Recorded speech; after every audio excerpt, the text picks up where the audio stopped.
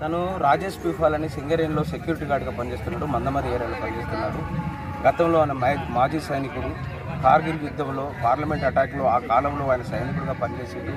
ఆయన నరనరాన రోమాన కూడా దేశభక్తిని నింపుకున్నటువంటి వ్యక్తి. తను ఇప్పటికే దాదాపు 7 పుస్తకాలు రాసిండు దేశభక్తుల మీద, అమర జవాన్ల మీద, భగత్ సింగ్ మీద, ఇతర జరిగినటువంటి ఆయనకు వచ్చినటువంటి దేశభక్తి భావాలన్నింటిలో కూడా హిందీలో అద్భుతమైన పోయమ్స్ కూడా రాసిండు. అటువంటి 10 పుస్తకాలు కూడా రాసిండు. అటువంటి వ్యక్తి, దేశభక్తితో ఉన్నటువంటి వ్యక్తి, ఒక జవాను మన దగ్గర ఉండడం మన అదృష్టంగా భావిస్తూ ఇవాళ ఆయన భగత్ సింగ్ జయంతిని ఆయన పొద్దున్నే నిర్వహించడం దీన్ని స్ఫూర్తిదాయకంగా భావించి మిగతా వాళ్ళందరూ కూడా మిగతా ఏవో దేశ నాయకులు కాకుండా రాజకీయ నాయకులు వీళ్ళే చేస్తున్నారు కావచ్చు, చేయండి, మీరు ఏ రాజకీయ పార్టీలో చేయండి, కానీ మన దేశం కోసం త్యాగం చేసినటువంటి యువతకు మార్గదర్శనం ఇటువంటి వ్యక్తుల జయంతులు కూడా రాజేష్ పిఫాల్ను ఆదర్శంగా తీసుకొని మన అందరం ఇక ముందు చేయాలని ఆకాంక్షిస్తూ ప్రత్యేకంగా పరిచయం చేయాల్సిన అవసరం లేదు.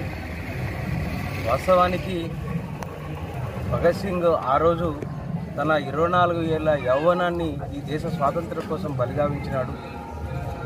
అంతేకాకుండా 24 సంవత్సరాల వయసులోనే ఎంతో పరిణితి చెందినటువంటి వ్యక్తిగా, అనేక పురోగామి భావాలు ఉన్నటువంటి వ్యక్తిగా ఆయన ఇవాళ ప్రపంచ స్థాయిలో ఒక పేరుగాంచినటువంటి వ్యక్తి.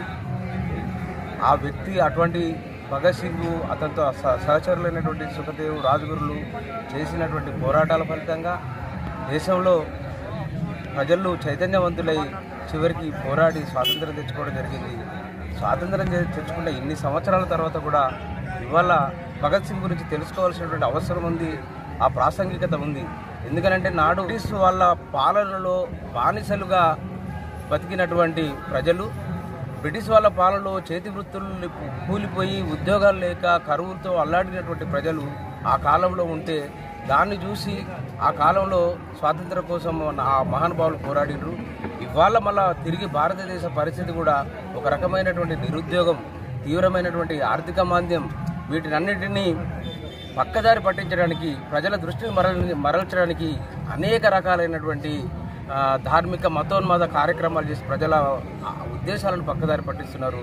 కాబట్టి ఇవాళ ప్రజలు, ముఖ్యంగా యువత భగత్ సింగ్ను తెలుసుకోవాలి, భగత్ సింగ్ను చదవాలి, భగత్ సింగ్ మాటల్ని, ఆశయాలను ముందుకు తీసుకుపోవాలి. ఆయన చూపెట్టినటువంటి స్పిరిట్ను, చైతన్యాన్ని ఇవాళ వాళ్ళందరూ కూడా ఆవహించుకొని ఇవాళ ఈ భారతదేశం మరింత సుభిక్షంగా ఉండడం కోసం ఏం చేయాలో వాళ్ళే నిర్ణయించుకొని ముందుకు తీసుకుపోవాల్సినటువంటి అవసరం ఎన్నటికైనా ఉంది. ఇవాళ భగత్ సింగ్ను ఆ సందర్భంగా గుర్తు చేసుకోవాలి, భగత్ సింగ్ను తిరిగి ఆవహించుకోవాలి.